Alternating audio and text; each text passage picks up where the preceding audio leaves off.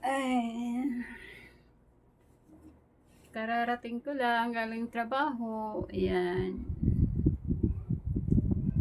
Laban tayo sa buhay. Di bali na yung stress. Nakagagimbala naman na balita na meron na namang nagpatiwakal dahil sa stress.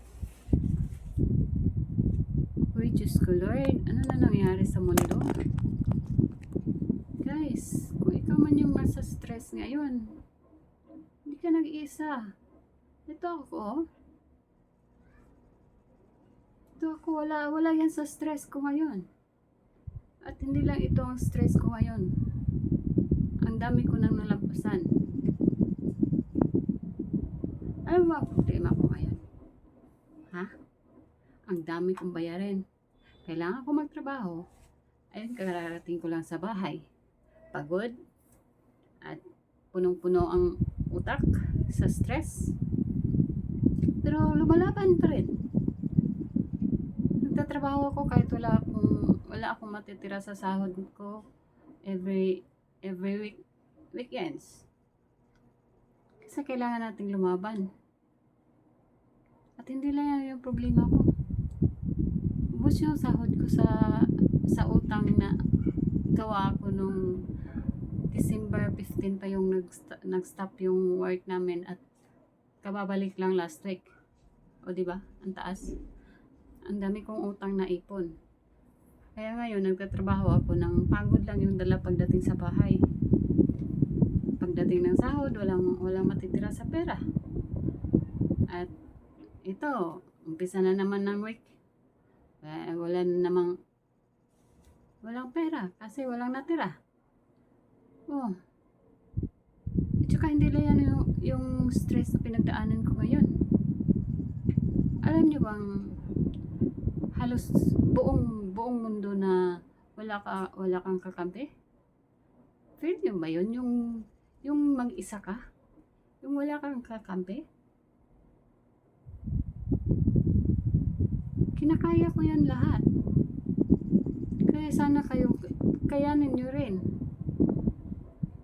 Hindi talaga solved sa problema yung magpatiwakal. Guys, kung isa ka man sa na-stress dyan, lumaban ka. Hindi ka nag-isa. Ito ako, tignan mo ko. Lumalaban ako. At alam kong kaya mo rin. Lumaban ka. Hindi solved ang pagpatiwakal sa problema. Grabe. Ano ba yan? May mga anak na naiwan. Naisip niyo talaga na putulin yung buhay niyo? Paano na yung anak niyo? Paano na yung chance? Marami pa kayong chance na maabot.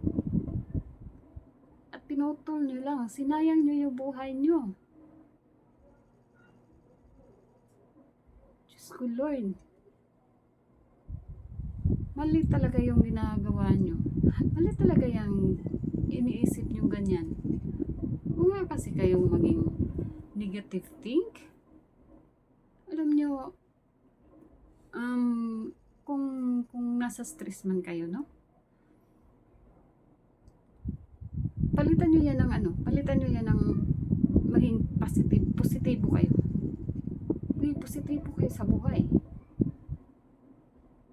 Kasi pag iniisip niyo, hindi ko na kaya to, mas stress talaga kayo. Isipin yung bukas, may bukas pa. Baka bukas.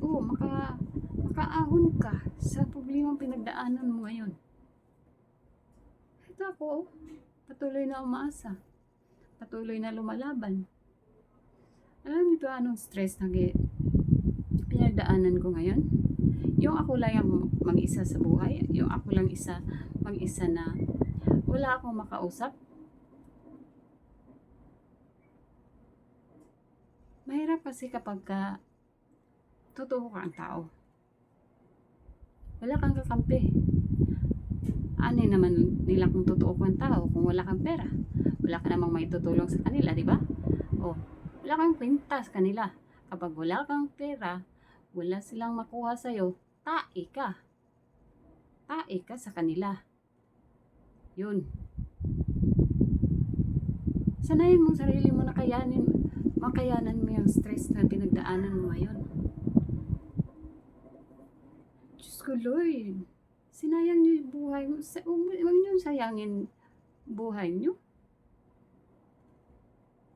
Kunti lang siguro, kunti lang yung mga problema niyo. Ano? Yung kalamangan sa asawa. Sa asawa na nagloko. Diyos ko. Yung asawa niyo, nakilala niyo lang yun, malaki na kayo. Diba?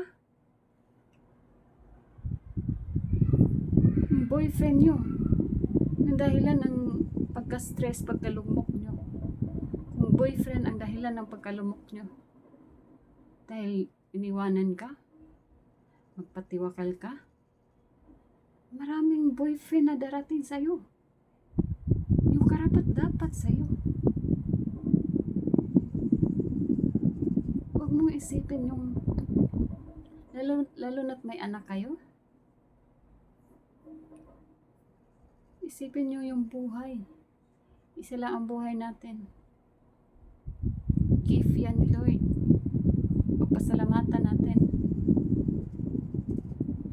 Tignan nyo nga yung cancer patient. Hindi nyo naman na ano yung mga cancer patient, di ba? Araw-araw silang lumalaban. Kahit may tanim na yung buhay nila. Lumalaban sila. At kayo, basta-basta nyo na lang kuhanin yung buhay nyo. Hindi talaga tama. Hindi talaga tama yan. Malaking kasalanan yan sa mundo. Malaking kasalanan yan sa Panginoon. Kasi siya lang ang bugtong magkuha ng buhay natin.